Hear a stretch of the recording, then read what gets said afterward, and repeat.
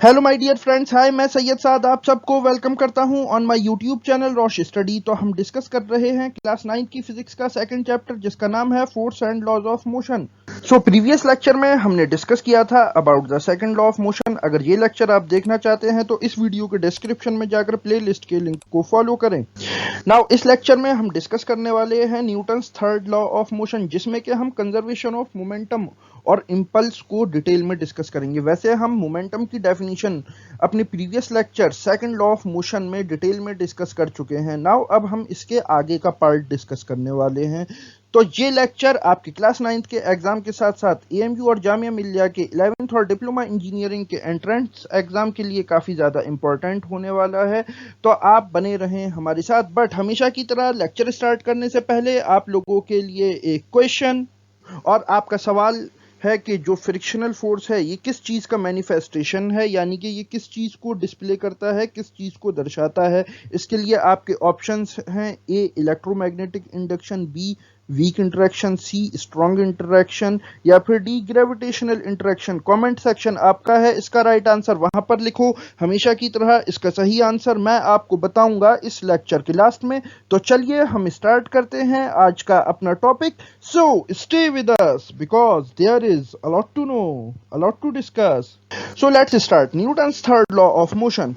तो देखो, जब हम Newton's third law of motion को देखते हैं तो इसका स्टेटमेंट क्या कहता है कि every action has an equal and opposite reaction, जिसको कि अगर हम सिंपल लैंग्वेज में बोलें, हर अमल का एक बराबर और मुखालिफ रद्द अमल होता है। ठीक है, यानी कि नाउ सपोज करो कि जब एक रॉकेट लॉन्च किया जाता है तो रॉकेट एक फोर्स ऑफ एक्शन लगाता है on the ground in the downward direction, जिसके रिस्पॉन्स में ग्राउंड एक अपवर्ड डायरेक्शन में फोर्स ऑफ रिएक्शन लगाता है और रॉकेट को लिफ्ट ऑफ करता है। इसी की वजह से जो रॉकेट्स होते हैं वो लॉन्च हो पाते हैं, इसी एक्शन और रिएक्शन फोर्स के होने की वजह से। अब नाउ इसको समझने के लिए हमें यहाँ सबसे पहले समझना पड़ेगा principle of conservation of momentum को, कि ये सब होता कैसे है।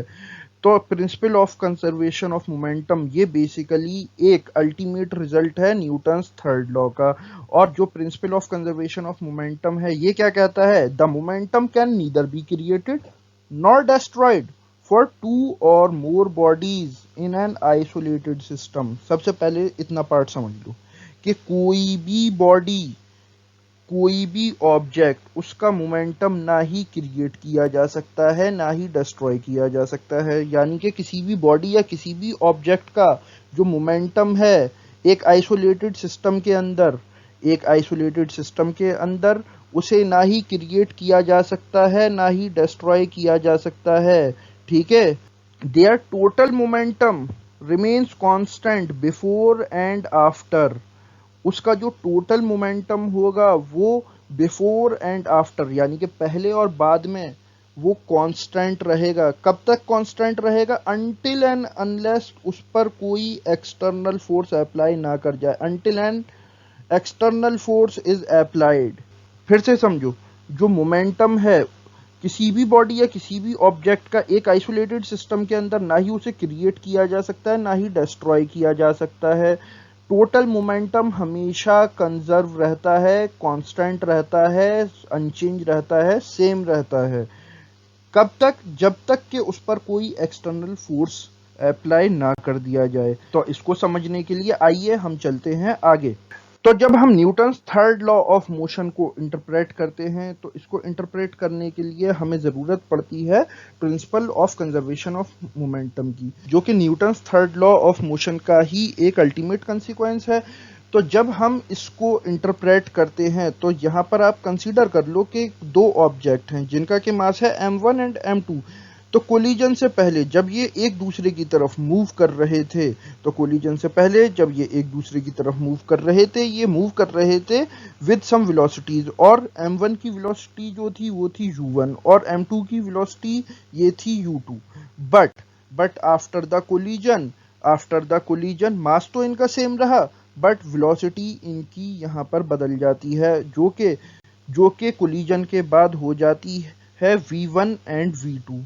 नाउ कंजर्वेशन ऑफ मोमेंटम के प्रिंसिपल को प्रूफ करने के लिए कि इनिशियल मोमेंटम बराबर होता है फाइनल मोमेंटम के। इनिशियल मोमेंटम से यहाँ पर क्या मुराद है, यानी कि जो कोलिजन से पहले बिफोर कोलिजन जो मोमेंटम था वो इनिशियल मोमेंटम कंसीडर किया जाएगा, और जो आफ्टर कोलिजन था ये फाइनल मोमेंटम कंसीडर किया जाएगा। तो इनिशियल मोमेंटम बराबर होता है फाइनल मोमेंटम के। इसको प्रूफ करने के लिए हम कैलकुलेट करने वाले हैं फोर्स। तो इसमें सबसे पहले हम कैलकुलेट करने वाले हैं ब्लू बॉल पर लगने वाला force before and after the collision, collision से पहले और कोलिजन के बाद।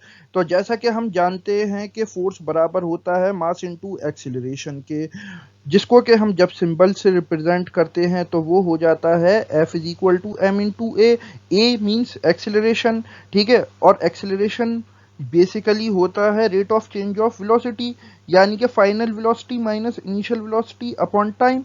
तो यहाँ पर जो ब्लू बॉल पर लगने वाला फोर्स है वो है m1 इंटू a1, और यहाँ पर जो एक्सेलरेशन हम रखेंगे वो रखेंगे v1 minus u1 by T. तो इसको नाउ अब हम सिंप्लीफाई करते हुए यहाँ पर जो फोर्स 1 होगा F1 होगा वो हमें मिलेगा m1 into v1 minus m1 into u1 upon T. Similarly अब हम कैलकुलेट करने वाले हैं ऑरेंज बॉल पर लगने वाला फोर्स। ऑरेंज बॉल पे भी कोलिजन से पहले और बाद में लगने वाला जो फोर्स है वो भी हम सिमिलर वे में कैलकुलेट करेंगे। तो यहाँ से हमें जो फोर्स F2 मिलेगा, जो हमें F2 मिलेगा वो मिलेगा m2 into v2 minus m2 into u2 upon T.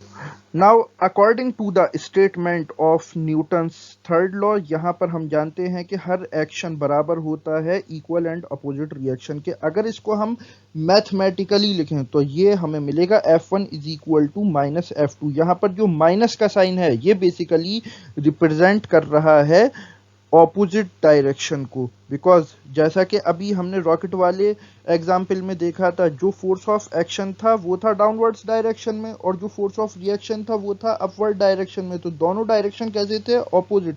तो उसी ऑपोजिट डायरेक्शन को हमने यहाँ पर रिप्रेजेंट किया है माइनस साइन से। नाउ अब यहाँ पर हमने F1 और F2 दोनों ही कैलकुलेट कर लिए हैं। तो F1 ये है और F2 ये है। नाउ यहाँ पर हम सबसे पहले क्या करेंगे, इनके t को कैंसिल कर देंगे। तो यहाँ से हमें मिलेगा m1 bracket v1 minus u1 is equal to minus m2 bracket v2 minus u2। Now जब इसको अब हम सिंप्लीफाई करेंगे, मल्टीप्लाई करेंगे, तो ये यहाँ से हमें मल्टीप्लाई करते हुए और रीअरेंज करने के बाद हम यहाँ पर ये देख सकते हैं कि इनिशियल मोमेंटम बराबर फाइनल मोमेंटम के मिल रहा है। इसको आप, मैं चाहूँगा 1 मिनट के लिए वीडियो पॉज करके गौर से देखें इस पूरे मैथमेटिकल कैलकुलेशन को, और अगर आपको कोई भी डाउट हो तो इसको आप प्रैक्टिस करें, नहीं तो आप कमेंट सेक्शन में पिन करके सवाल वहां पर मुझसे पूछ सकते हैं और मैं इसको आपको और बेटर वे में एक्सप्लेन कर दूंगा। देन यहाँ से जो मेन बात, कंक्लूड करने की मेन बात जो है वो ये कि जो इनिशियल मोमेंटम है और जो फाइनल मोमेंटम है आफ्टर द कोलिजन, ये दोनों ही कंजर्व हैं, ये दोनों ही हमें इक्वल मिल रहे हैं।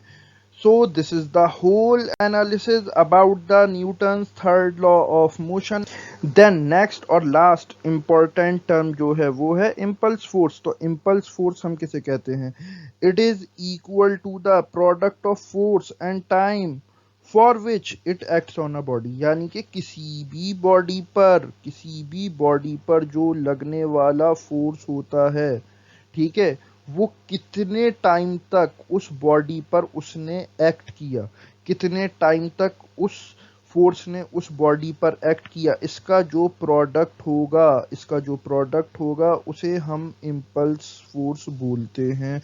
और जो इम्पल्स फोर्स है इसका यूनिट होता है न्यूटन सेकंड या फिर किलोग्राम मीटर पर सेकंड, और इसको मैथमेटिकली हम रिप्रेजेंट करते हैं impulse is equal to force into time, ठीक है। यानी कि इम्पल्स बेसिकली क्या है, टोटल चेंज इन मोमेंटम, जो कि अभी हमने पीछे मोमेंटम पढ़ा, तो जो टोटल चेंज इन मोमेंटम होता है ये बराबर होता है इम्पल्स फोर्स के, जिसको कि हम सिंबल्स के थ्रू रिप्रेजेंट करते हैं I is equal to F into t. तो ये था whole analysis about this Newton's third law of motion. और इसी के साथ ये second chapter force and laws of motion यहीं पर एंड होता है। सो नेक्स्ट चैप्टर में हम डिस्कस करने वाले हैं about the gravitation. But lecture and करने से पहले हम वापस आते हैं अपने क्वेश्चन पर, और आपका सवाल था कि फ्रिक्शनल फोर्स ये किसका मैनिफेस्टेशन है, यानी कि फ्रिक्शनल फोर्स इसमें से क्या दर्शाता है।